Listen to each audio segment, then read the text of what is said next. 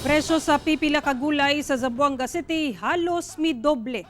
Samtang dunay klase sa sibuyas Bombay nga ginabaligya sa syudad nga mas barato ang kantidad. Ani report. Human ang pagbaha sa Zamboanga City, halos doble karon ang pagsaka sa presyo sa gulay sa Zamboanga City Public Market. Ang 35 pesos per kilo kaniadto nga talong, ampalaya ug batong 70 pesos na karon.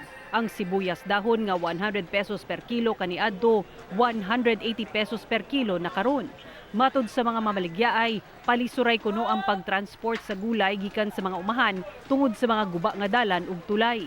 If they cannot market that, they will be losing so much amount of their produce because it will just go to waste. So siguro, para naman makabawi ng konti, they have to double the price and that is understandable.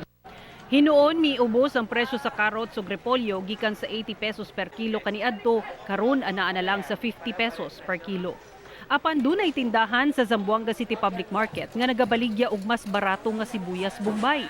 Kung sa uban 400 to 440 pesos per kilo ang sibuyas Bombay nga gagmay o di ba kahagikan Batanes, sa maong tindahan 380 pesos ang kilo sa dagkong sibuyas Bombay nga matud pa gikan Sandakan, Malaysia.